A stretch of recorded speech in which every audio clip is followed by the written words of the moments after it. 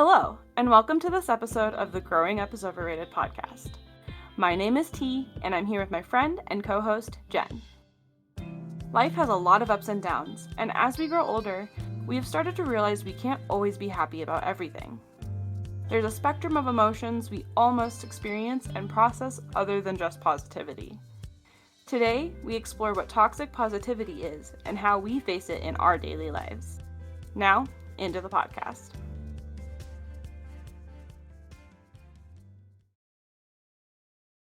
Hey Jen, how's it going?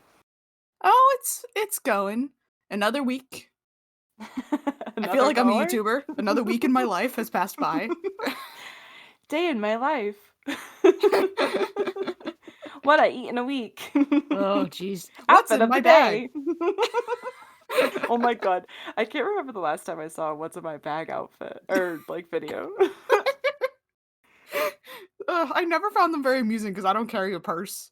Oh, well, okay, this is a total tangent, but I always loved watching like suitcase packing videos because I used to travel a lot to see my boyfriend, so I'd always be like, how do people pack the best bag? Like I was the person who'd like pack a week in advance or like 2 weeks in advance and then like repack and unpack and like keep just I don't know. I don't know why I did that. It was really neurotic. Anyway. See, I'm the total opposite in that I pack very last minute. It's just who I am. See now, yeah. Well, after I was a house sitter for so long, like a dog sitter, I got really sick of packing. So now I'll do it like the day before, but yeah, no. Anyway, that's a little bit of a tangent from what we were going to talk about today. But so we're going to be talking about toxic positivity. Yes. Mostly, can I be honest here? Yeah. I mean, this is our podcast. You can be as honest as you want. Fair enough. So, really we wanted to make this podcast because we really wanted to talk about Inside Out. But it's also just a really great opportunity to talk about something that I think affects a lot of people, especially now. And we are not untouched by this. And so what started as a love for a great piece of cinema is also a great and relevant conversation. Absolutely. So I think we should start with the definition. So our definition of toxic positivity that we found was the constant positivity being used as a form of avoidance and not a valid solution to your problems. Yeah. AKA constant pressure to be happy. Mm-hmm. Yeah, or appear happy. Mm-hmm. Just this idea that like being sad is always a bad thing. And it's never a good idea to be sad. Which or is just upset. which is just not a good outlook on life. It's not healthy. Right. Yeah, I personally think it's linked to a lot of stigma that's around mental health. But I don't have readings I've actually done to support that, but that's just kind of my theory, so take it with a grain of salt. But yeah, I don't know. It's just really interesting because I think the first time I really noticed it was I started to see a pattern in friends who I was just like, dang, they're always so happy. But there was always like this kind of sense that I had that they weren't, even though they seemed so bubbly, right? Mm-hmm. And I did kind of even notice it in myself because I considered myself a very bubbly little girl. But I always had this like heavy feeling in my heart of just like something sad. Like I could be in a room full of people and I love people and just feel completely alone, and I think that relates a lot to this because it's like everyone just expects you to be, especially as an extroverted person, like a really bubbly and always, setting the mood of a room, and it's a lot of pressure to put on yourself. Mm-hmm. So I mean, I don't know Yeah. where I was going with that, but the main thing is just, like, it's just there's just a lot of pressure that we put on ourselves, for various reasons, but especially just, like, that outward appearance in the form of how well we are doing, emotionally. Because we don't ever want people to know that we're having a tough time. That we we put up a front, and we tell ourselves like, "Oh, I don't want to be sad. I'm gonna ignore that sad feeling, and I'm just gonna be happy and ignore whatever is making me sad." And that just doesn't work. Mm-mm. And as we mentioned at the top, like I we both really love Inside Out, as a movie, and if you haven't seen it, go see it. It's so good. It's about a girl who's struggling with a move across the country from her home, and she's upset about moving away. But she has this internal turmoil with her emotions, who are personified: joy, anger, fear, disgust, and sadness. And the Mhm. five of them are all trying to get Riley emotionally through this journey. And Joy is a character, and she like runs Riley's head, which is the name of the girl. And she often dismisses the other emotions when they have feelings, especially sadness, in favor of keeping Riley, quote unquote, happy. Yeah. And over the course of the film, you see how this doesn't work for her. And the end of the film is a catharsis moment where both Joy and Riley realize that being sad can cause growth and And is a, connection. and connection and deep emotional feelings. And it's good. It's a good thing to be sad sometimes. Yeah, And it's just a beautiful movie, and you should it go really see it. is. The way you just described it at the end there reminded me of a course that I took about human relationships. And so the way that our emotions work to form attachment bonds with people is you're most likely to actually form a strong connection with somebody if you go through something difficult. Um, Mhm. so like if you have a friend and you see them crying and you come up to them and you let them talk it out and you let them know that you're there for them, and that you understand as much as possible. um, like by feeling like you're on their side and like their emotions are valid and all of that, you're actually forming I believe it's oxytocin bonds, and serotonin, um, Mhm. instead of just dopamine, which is what you would have if you're having fun. So, playing ball with somebody might be kind of a special memory, but like but like being bullied and then having somebody come up to you and be like, that's not all right, and be on your side and, comforting you and standing up for you is going to stick a lot better as far as your form of attachment to the person. Um, And I totally believe that, because my my emotional bonds with friends, I can have friends who I just have fun with, but the ones who've gone through stuff with me, that's what I really remember. yeah. Yeah, like if you want to be a really good friend, like it's not I mean, we've talked about this in our friends episode before, right? Like that there's different friends for different needs. Mhm. So, usually your best friend is going to be somebody who, yes, you can have fun with them, but they're there for you in thick and thin, thick or thin. And um, like they're there no matter what. Versus maybe, somebody who like is at work or whatever and you just go pick up you go get drinks or something every once in a while. Um, there are different Mhm. purposes in your relationships, but like the ones that are deeper tend to have more meaning, obviously, you know. Exactly. And like just dealing with positivity is I feel like there's a recent movement that is surrounding the idea that being positive can fix all your problems Yeah. and that you what?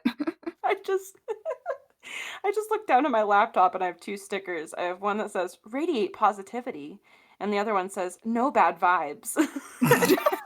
That's the example of the stuff that I'm talking about. I know, that's why I started laughing. I literally just put those on my computer like the other week because they came in a package and I was like, "Are cute. They're like tie-dye." Oh god. Anyway, yes, there is a But thank movement you for for being that. the perfect thank you for being the perfect subject for me to talk about this right now because this idea that no bad vibes, like, there are gonna be bad vibes in Yeah. life, and just telling yourself, "Oh, no, I can't have any bad vibes," is not is not a healthy way to approach, No. emotional well-being, and I'm not saying that, like, trying to be happy is a bad thing. I don't want to be like, "You should be No. sad all the time." That's not what I mean. I just mean that you should acknowledge what you're feeling and not try to Mhm. cover it up by be by forcing yourself to feel a different way. Yeah. Because all that ends up doing is burying down the emotion that you're trying to express, and it Yeah. just comes up later. Yeah, or it can turn into something more extreme. Um, Mhm. which you just don't want to go that far down the line. Like it's much better to learn healthy emotional coping skills earlier in life. But that's obviously not the case for 99.99999% of us. um, I don't I don't really know anybody who has appropriate ways of dealing with their emotions out of childhood.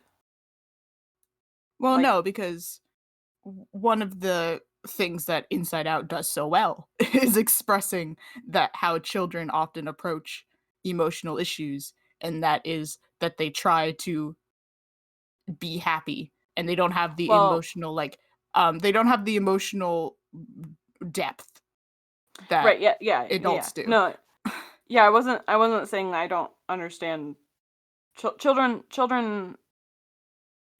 need a lot more help working through their emotions. That's why you see them throwing temper tantrums. Like that's why they need so much patience is because um they need you with somebody who hopefully has more stable coping mechanisms to help them see the reality in a situation when things go berserk. you know. So, yeah, it's not easy for them, but as they get older, I think the thing about Riley in Inside Out is she's about 12 years old, I think. Mhm. Which means she's like at the start of puberty, and so there's even more kind of um stuff starting, but she's not really completely into puberty yet. Like she's still very childlike.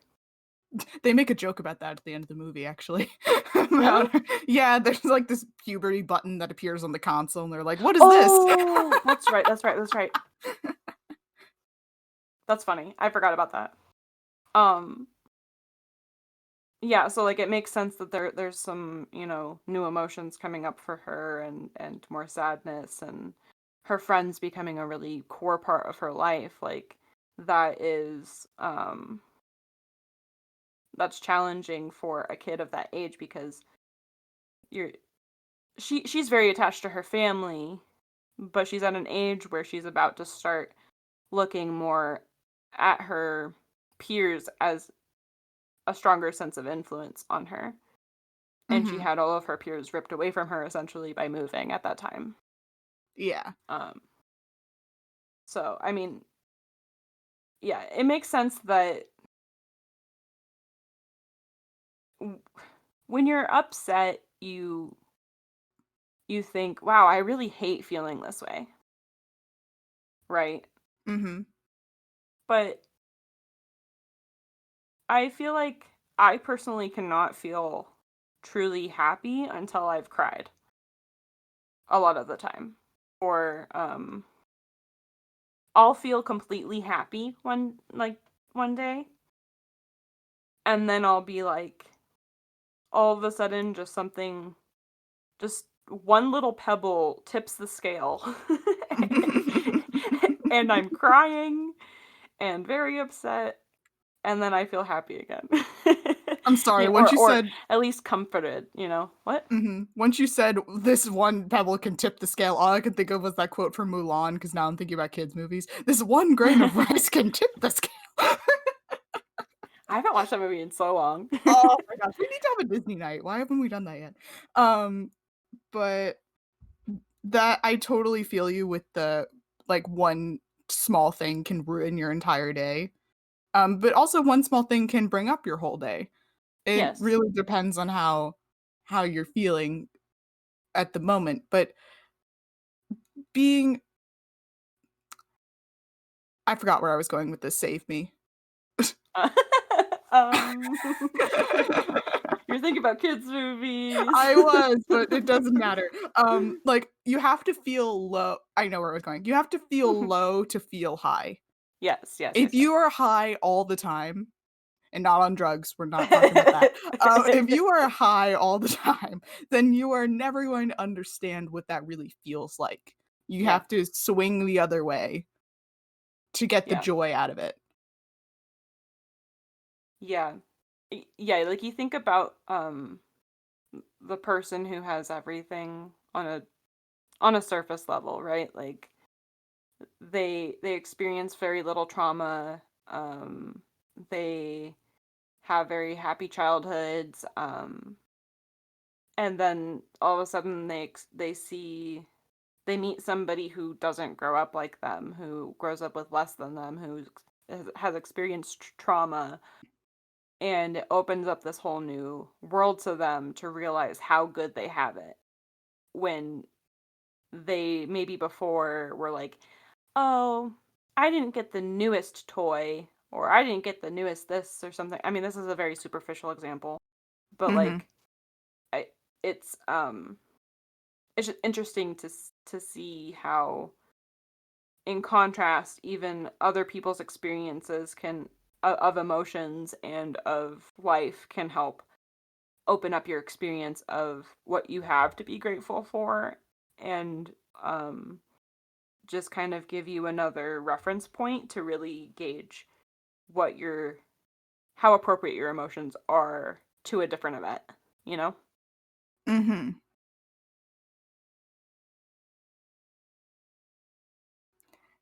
No. Yeah, like no, no, I agree. I'm just like I don't know where my brain is right now. It's just going all over the place. But um like I don't know if you've ever been in this situation, but nothing frustrates me more than when I am feeling down about something and then I go talk to somebody about it and then their response is like, "Oh, you just need to cheer up."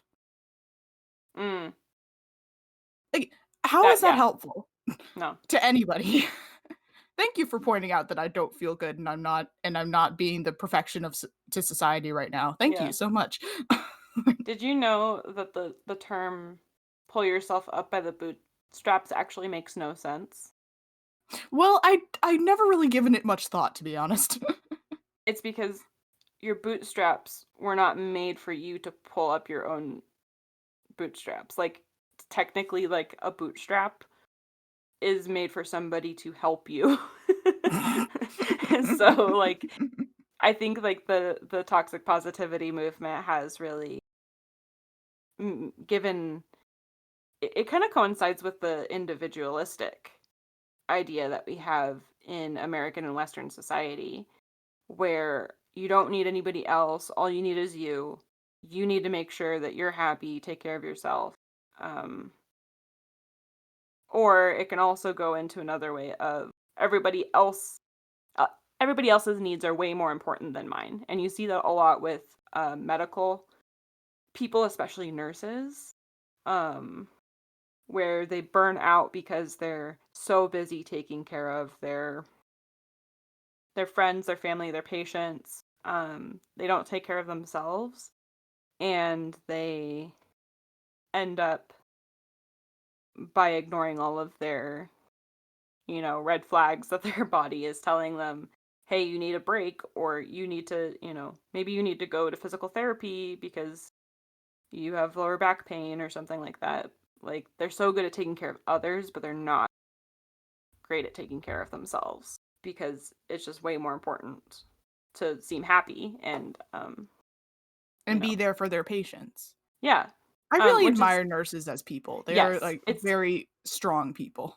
it's very admirable, but I also, you know, if you have a nurse in your life, if you know somebody who's a nurse, like, give them some love, schedule them a massage appointment post COVID.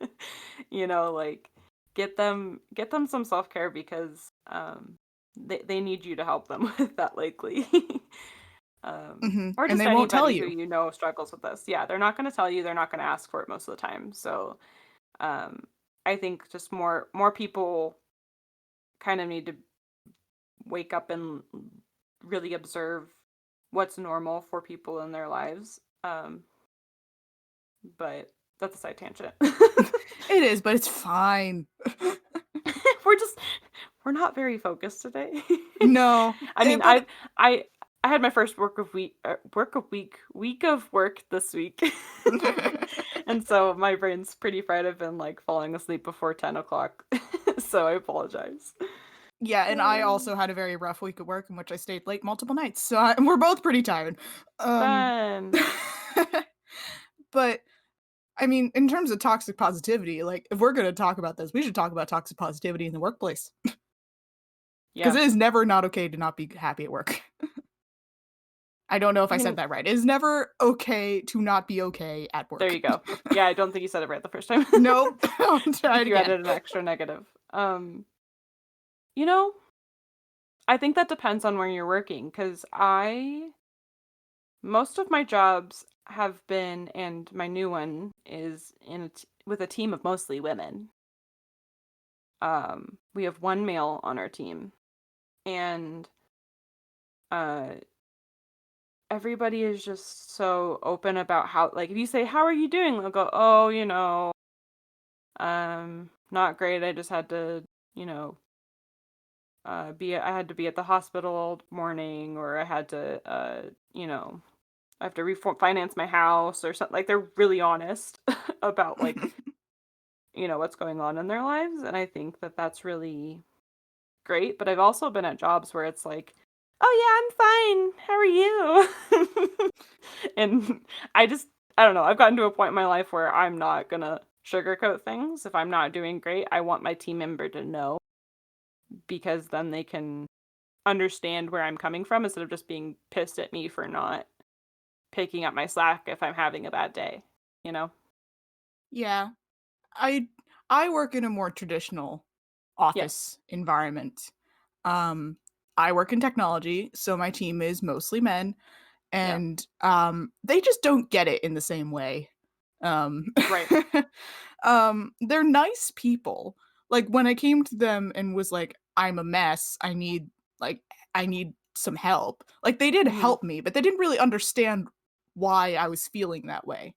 They Mm. didn't try to understand the why. They just implemented something to try to fix the problem, which is I guess is better than them doing nothing, but I was looking for a little bit Yeah. of more emotional support. But, you know, Right. um, it's it's fine. But I do feel like there is this pressure in my work environment specifically to be happy.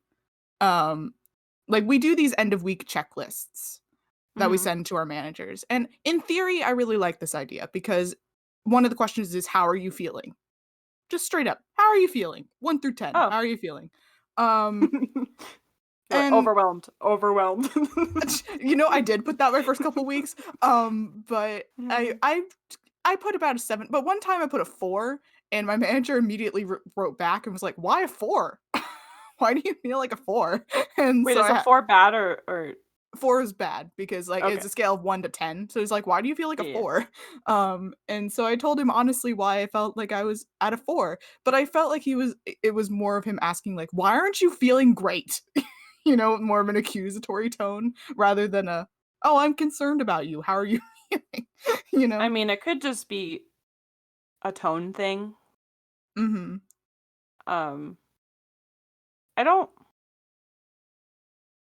I don't really know anybody who would be like, "Oh, why are you not happy?" Like, I You don't haven't met my really. boss.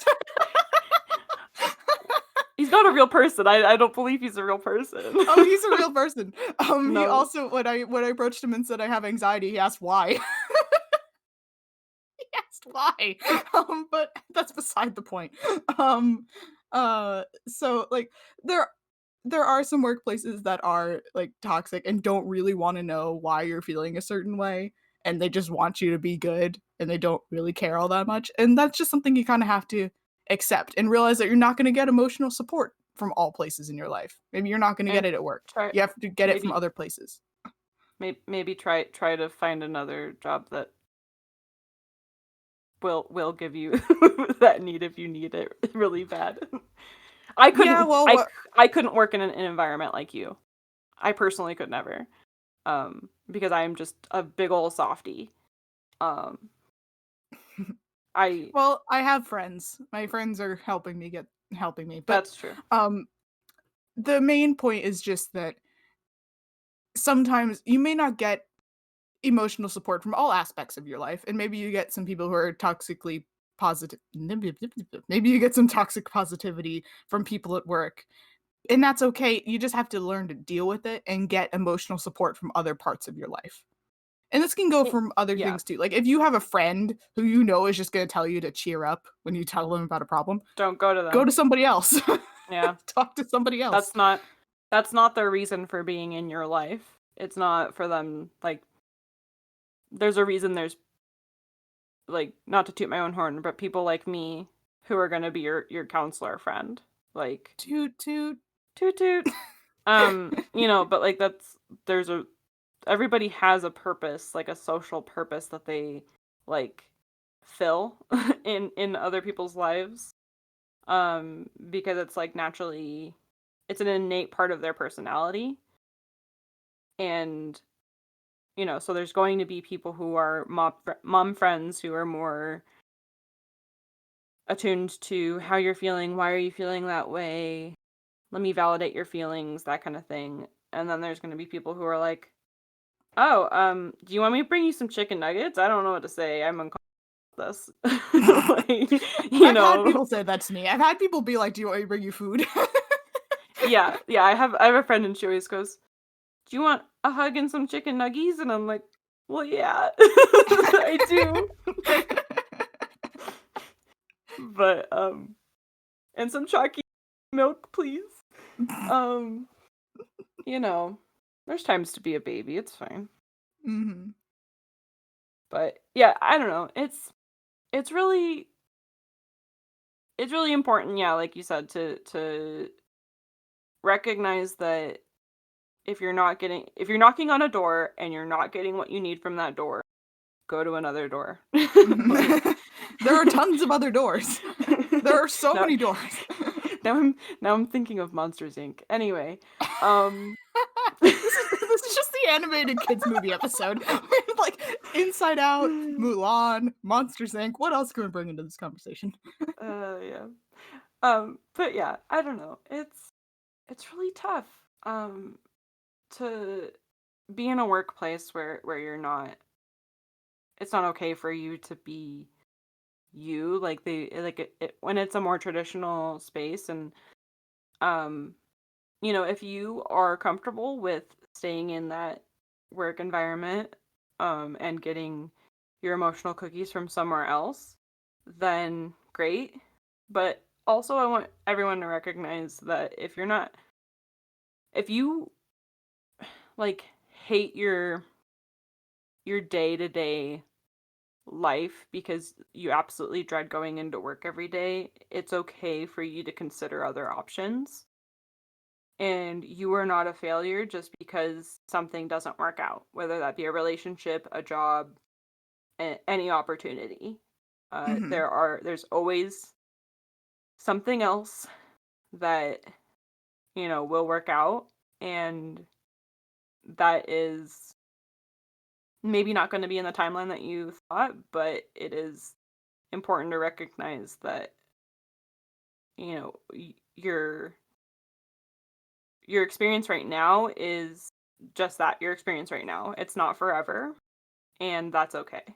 And I do want to add on that it may not necessarily be that the job isn't right. It might be that some aspect of the job isn't right. And it's Mhm. okay to reach out to your manager or to HR and talk Yes. about the thing that is not working for you. That's what I Yeah. did. And Yeah. my job is now significantly better than it Yeah. was in my first couple weeks because I wrote an email to my manager and I was like, I can't keep doing it this way. I Right. have to do it a different way. And he was like, Mhm. okay, let's try to figure out what that way could be. So, like, Right. don't be afraid to speak up Yeah. and say this aspect isn't working. The worst Right. thing that they can tell you is no, and then you can leave.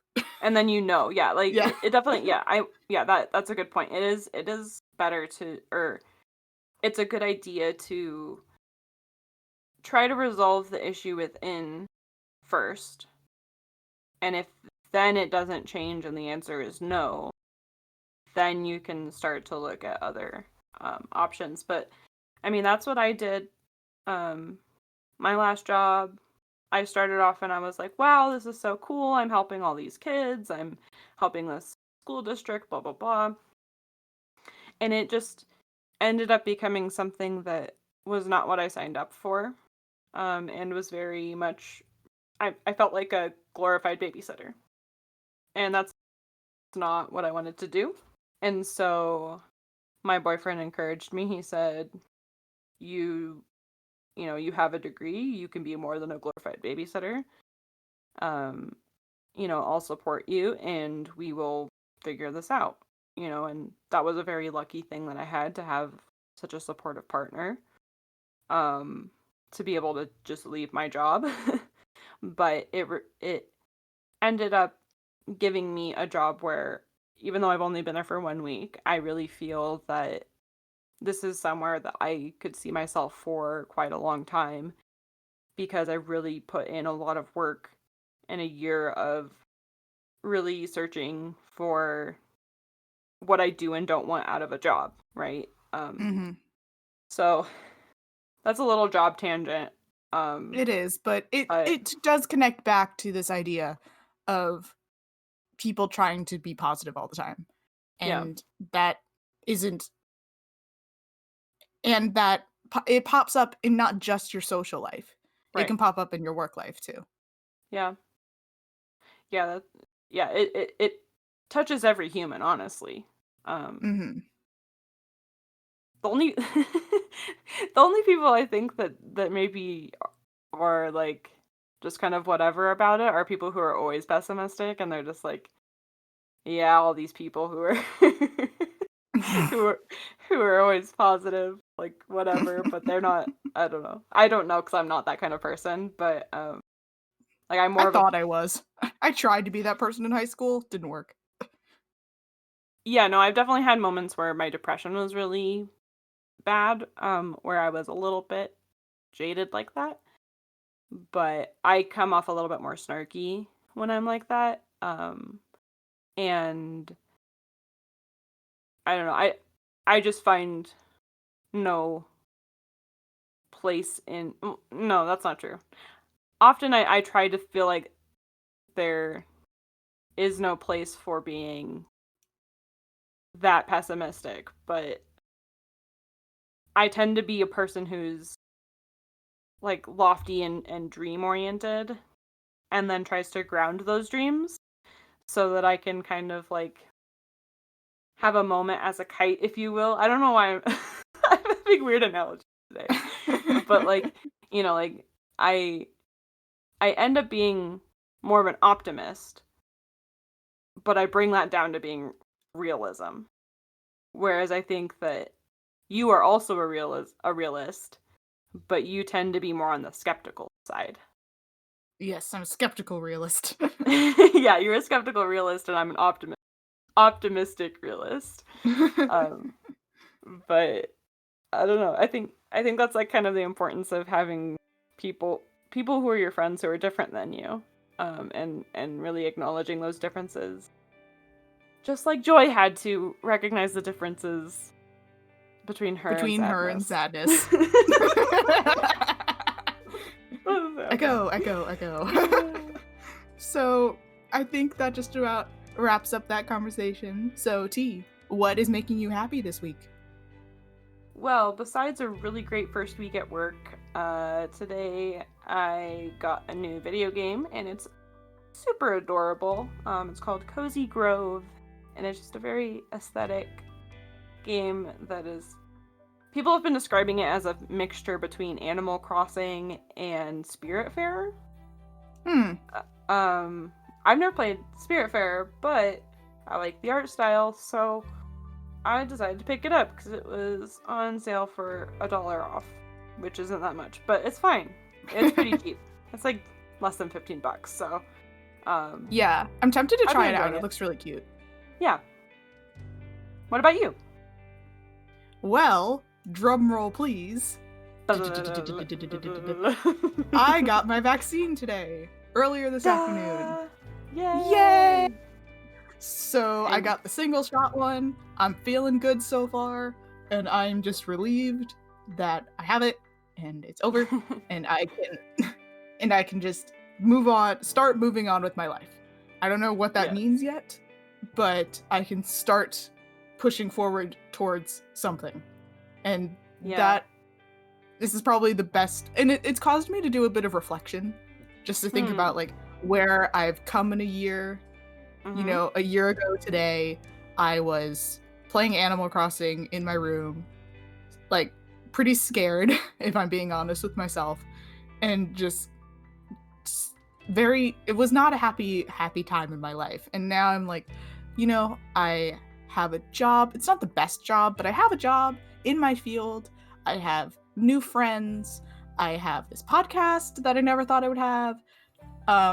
Just so many things, and I've got the vaccine, and the world is looking up, and I'm just feeling very good about the world today.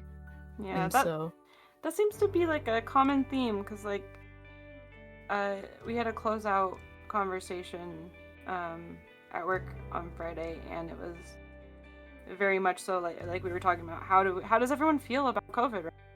And people are like, we're getting vaccinated, and it feels like things are moving. But with that, everyone has to also remember, keep wearing your masks, keep social distancing until, you know, the officials say it is safe to move out of that, because just because people are getting vaccinated does not mean that we are exempt. So make sure you're following your protocols. Absolutely. PSA. PSA. So thanks for listening to this week's episode. You can find new episodes every other Tuesday wherever you get your podcasts. If you want to follow us on Twitter and Instagram, we can be found at @guio.pod.